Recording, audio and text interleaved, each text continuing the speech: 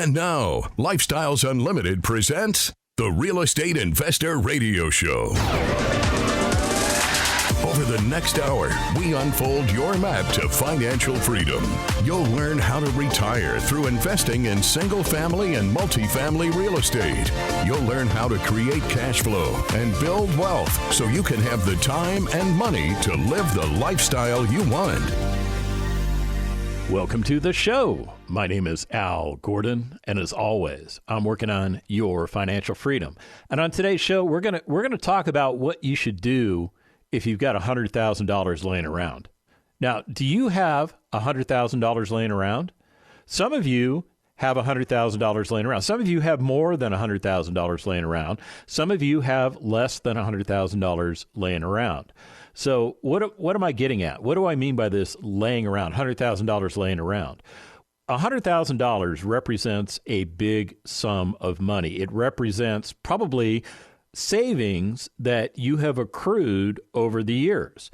Now, many of you have been educated that the way to financial freedom is to go to school, get good grades, get into college, get more good grades, get into the workforce, and hopefully that job that you get gives you some type of retirement benefits in the form of a 401k, or maybe you go out alone, you get an IRA, or maybe the job that you have has a pension component to it.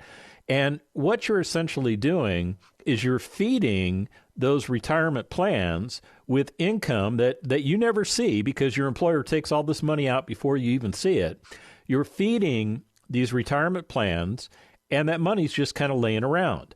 Now, some of you would argue with me and you would say, it's not laying around, Al. As a matter of fact, that money is working for me. It is working for me.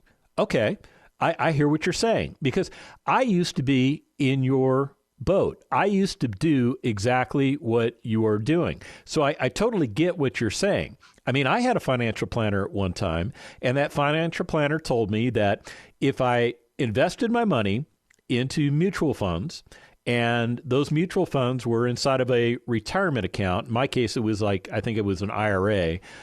See, it's been so long since I had those things, I don't even know what the vehicle was that I had. But at the end of the day, that money was being used to buy fractional shares of stock, and all of those fractional shares were going into that mutual fund. Now, I would buy the mutual fund, and all those fractional transactions were occurring within that mutual fund. I know I've probably lost half of you, and that's part of why I'm bringing this up, is because many of you don't realize that you're on the road to mediocrity. Now, let me get back to my point. You were told by your financial planner, and I know this because I was told the same thing, that when some of those fractional shares of stocks that are inside your mutual fund fail, they are mitigated by those that don't fail.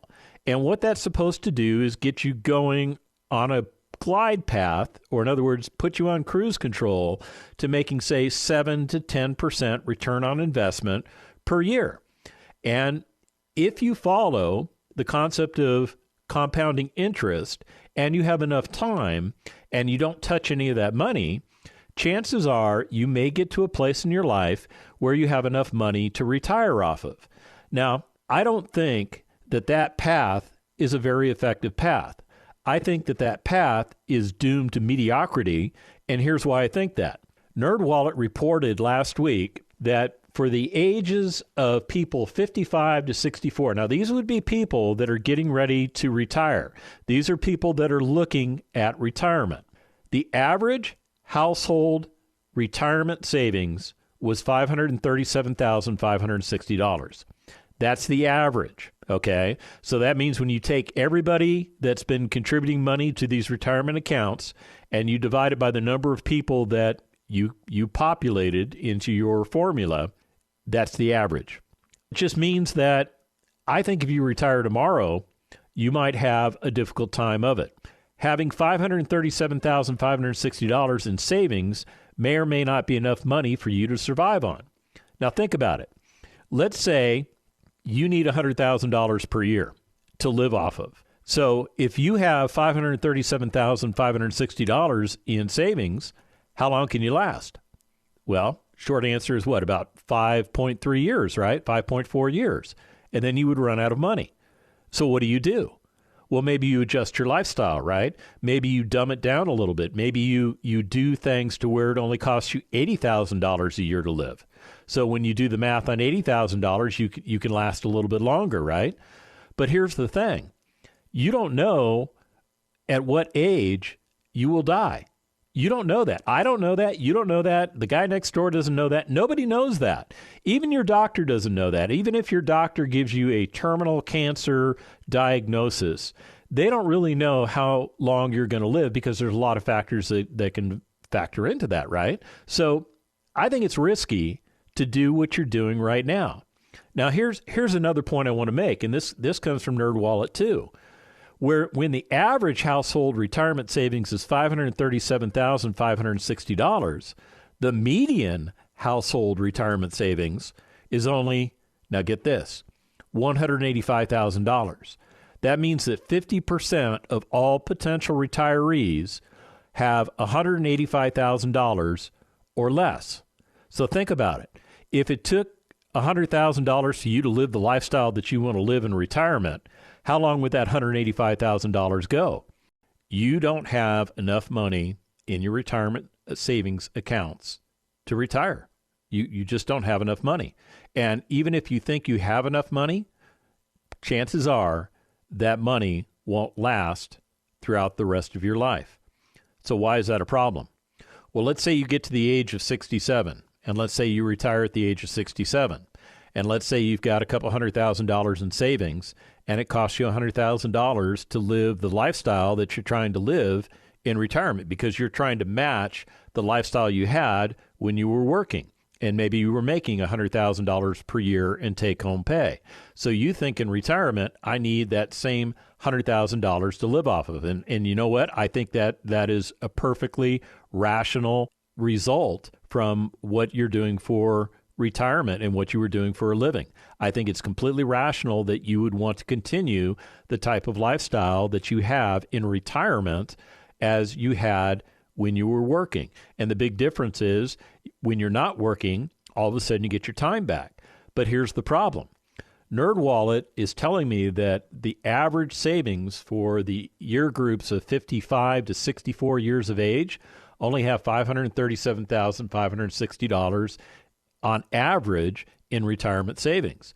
But when you look at the median savings balance in those retirement accounts, meaning 50% have more, 50% have less, for that same age group of 55 to 64, there's only $185,000 in those retirement savings plan. Do you keep working? Well, that's one option, but keep in mind you're approaching 67.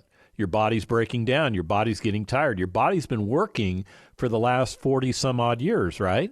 So is that a course of action that you want to pursue? Now, some of you would say, okay, well, you know what? I'll just dumb my lifestyle down. I'll take a look at the bare minimums. I'll take a look at what I need in order to just get by.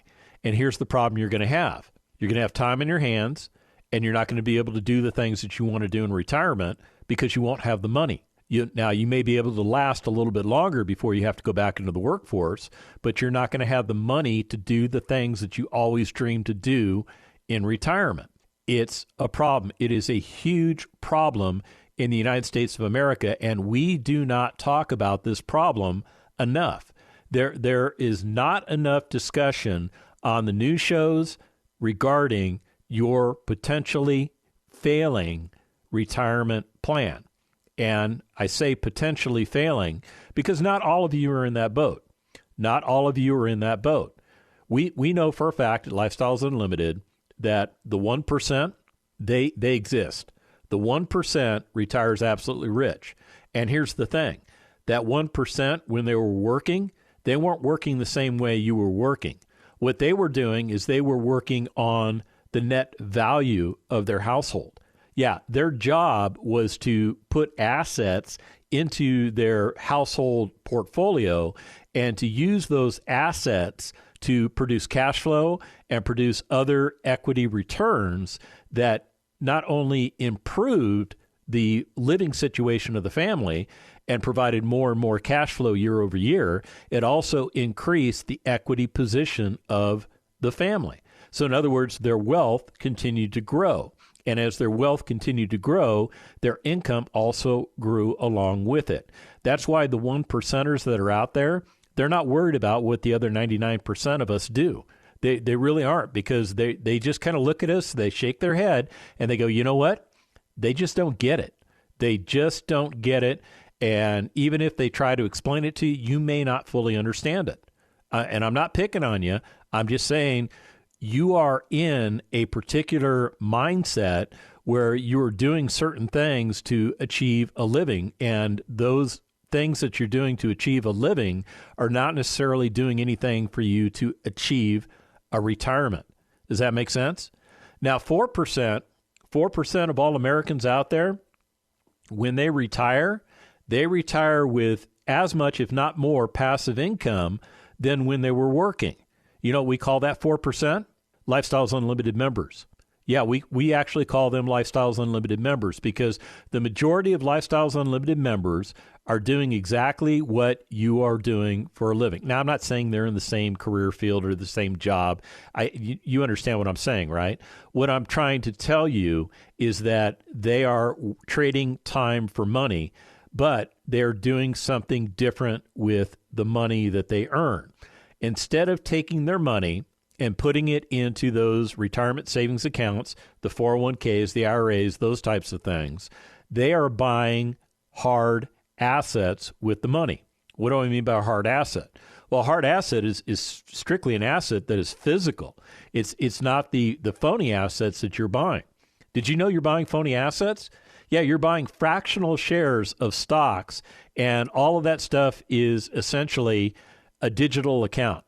I mean, there are physical manifestations that occur that support the fact that it's not a digital account, but in my opinion, it's a digital account. Because how do you buy a fraction of something? Digitally, right?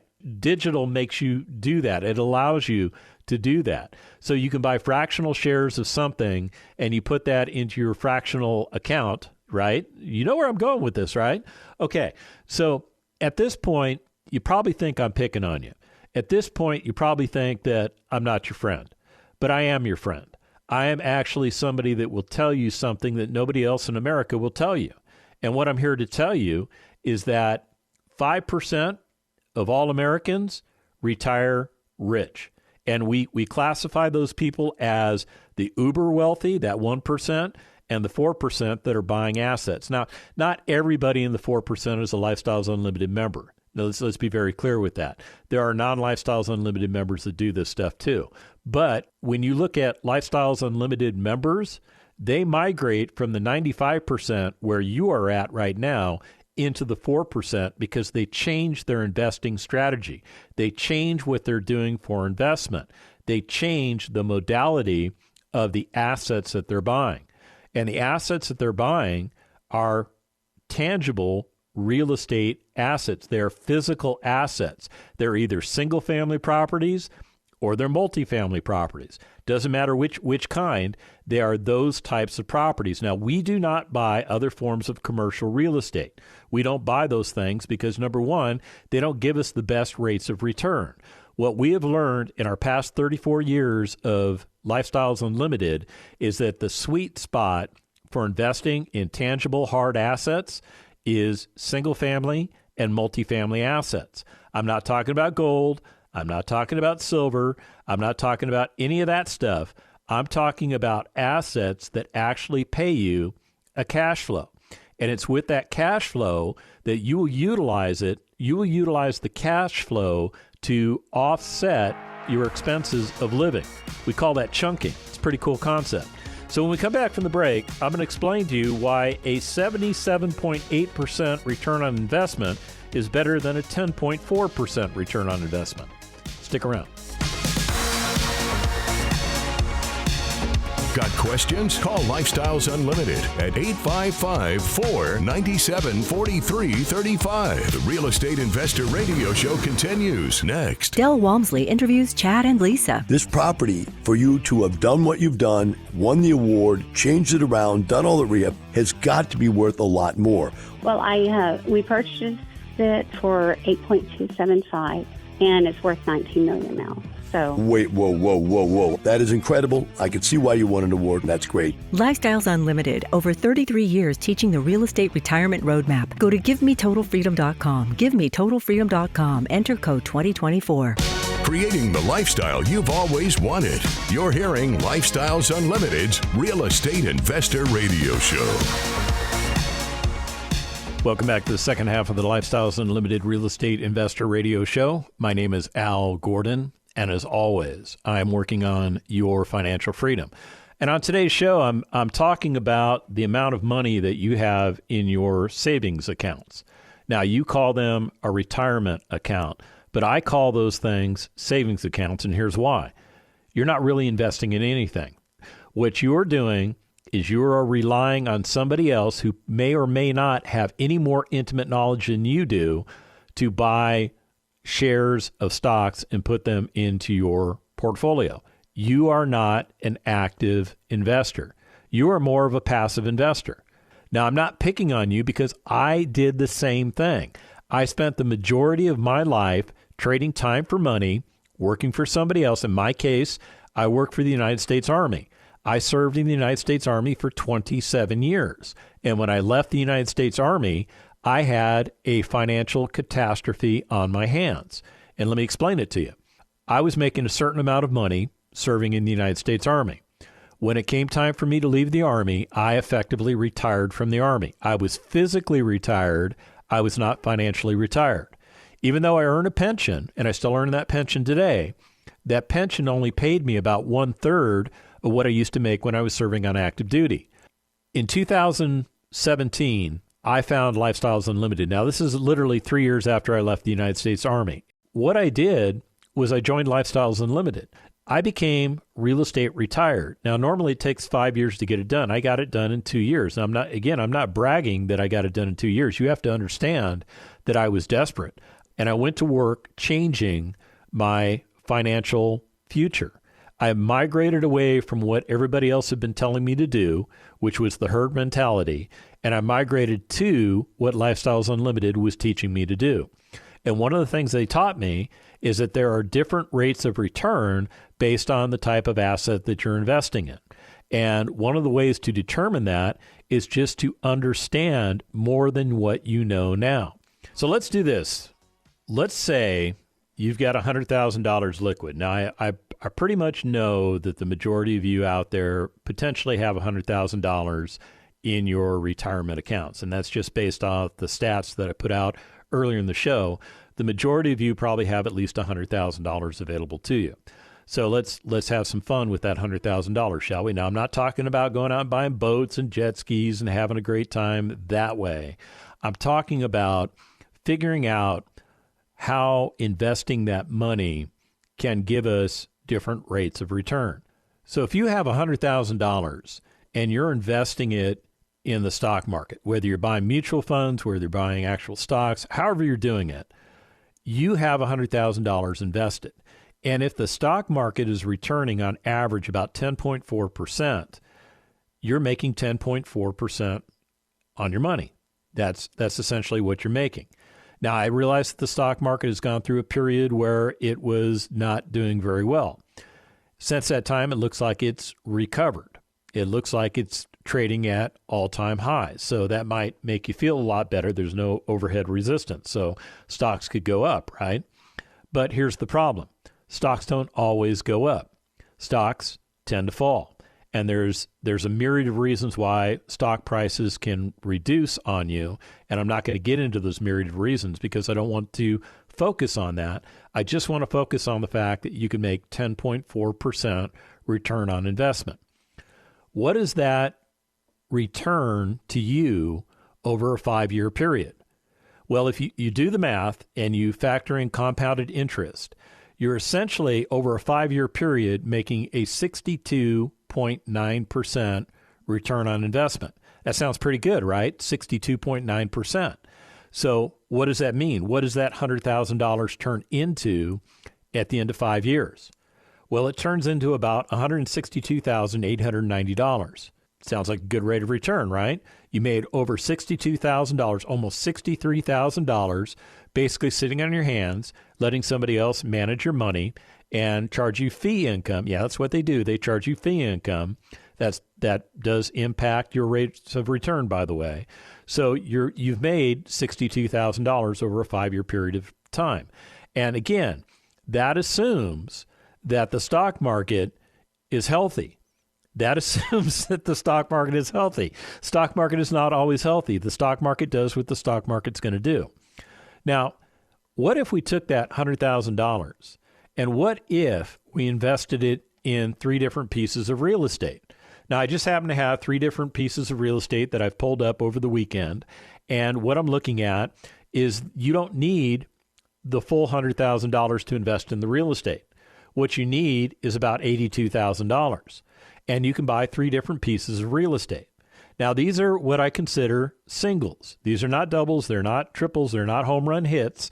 These are singles. In other words, these properties stand to produce between 8 and 30% cash-on-cash returns, and they stand to double your money at the time you buy it. I mean, where else can you get rates of return like that on your investment? Well, real estate gives you rates of return like that on your investment when you know how to do it correctly. There are a lot of incorrect ways to buy real estate, but when you become a member of Lifestyles Unlimited, we're going to teach you the correct methodology. We're going to put you on the right map for you to follow. For some of you, single-family assets are the way to go. For others of you, multifamily is the way to go. Regardless of which path you follow, you can get to a place of retirement in 5 years or less. It's very simple. So let me expound on the fact that if you are compounding at 10.4% rate of return in the stock market, and you're getting a rate of return of $162,890, you might be feeling pretty good about yourself. But I'm here to tell you, real estate is going to give you a better rate of return because real estate pays you 5 different ways. There's the cash flow, there's the equity capture, there's the natural appreciation, there is the principal pay down, and there are the tax benefits, which are beneficial to all real estate investors, whether they're Lifestyles Unlimited members or not, which protects the income that you make on the property. In other words, protects the cash flow and mitigates whether or not you pay any taxes on that income. It's a pretty cool scenario. So these 3 properties that I'm looking at, what I'm finding is you don't even need the full $100,000 to purchase the properties. You don't. You only need $82,000. So if you want to keep $18,000 in your stock account, making 10.4%, that's fine. Go ahead and do that. But here's the thing. When you take into account the 5 different ways we make money in real estate, these 3 particular assets that I'm talking about are poised to return a 261% return on investment after 5 years, 261%. Now, let me go back to that compounded rate of return that I talked about in the stock market. What was that? Somewhere around 62, almost 63%. So what's better, 63% or 261%? I think 261% is better. And here's the other thing. You may decide not to hold these assets for a full 5 years. You may decide to buy these assets and hold them for, let's say, 2 years. Now, at the end of 2 years, you're not going to get that rate of return of 261%. And here's why. You're not compounding over 5 years. You're compounding over 2 years. But at the end of 2 years, you would get a 121% rate of return. And here's the point I'm trying to make. You could start selling those assets off. The idea is you sell the asset, and when you sell the asset, you buy 2 to replace it.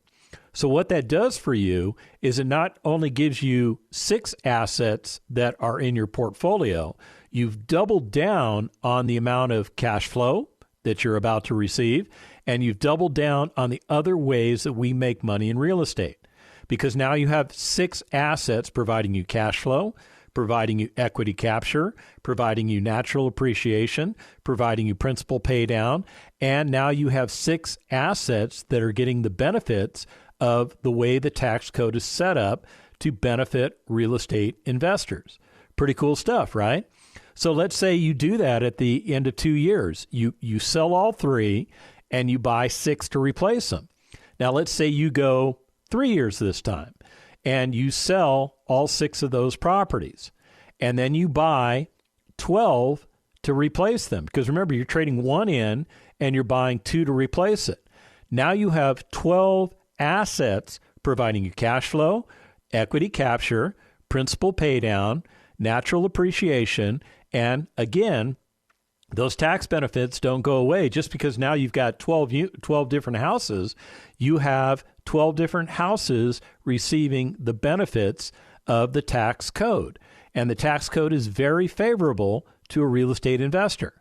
With 12 assets, do you think you might be in a place of retirement? Do you think that there might be enough income coming in to retire you?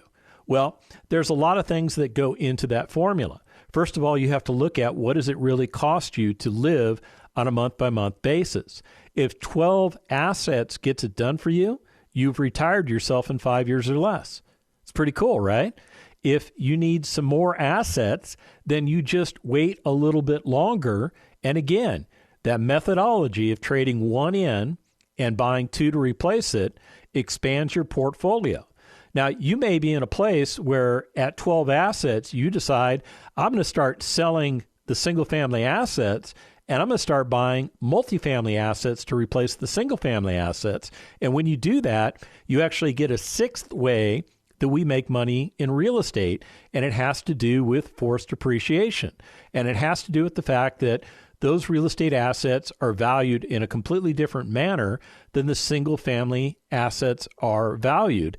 And what that allows you to do is force value. In other words, you're able to, based on an income approach, increase the value or the price of that particular asset, and that makes you money a 6th way. Kind of blown your mind, haven't I? Now, how hard is it to do this stuff? It's not hard at all. All you need is the education, and the education is not difficult. The education requires 16 hours of your time, not 4 years of your time like you put in for your baccalaureate degree, not 2 years of your time like you put in for your master's degree, not 3 years of your time like you put in for your PhD.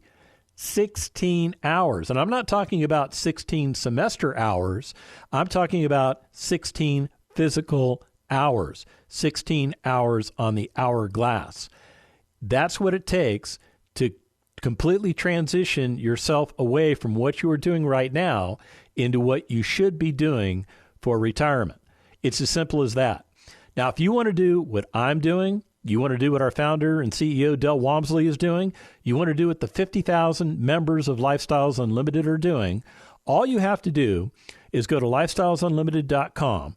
When you get there, sign up for a free workshop. Or if you prefer, call 866-945-6565. Again, that number 866-945-6565, and ask to be signed up for either a free workshop or a case study. That real estate investor on the other side of the phone will be more than happy to take care of you. So at the end of the day, the ball is in your court, and let's get you going. The information and opinions you hear on the Lifestyles Unlimited Real Estate Investor Radio Show are those of the hosts, guests, and callers. The Lifestyles Unlimited Real Estate Investor Radio Show is for entertainment purposes only. Please consult a professional regarding your personal investment needs. Nothing presented constitutes an endorsement, recommendation, offer, or solicitation to buy or sell any product or security.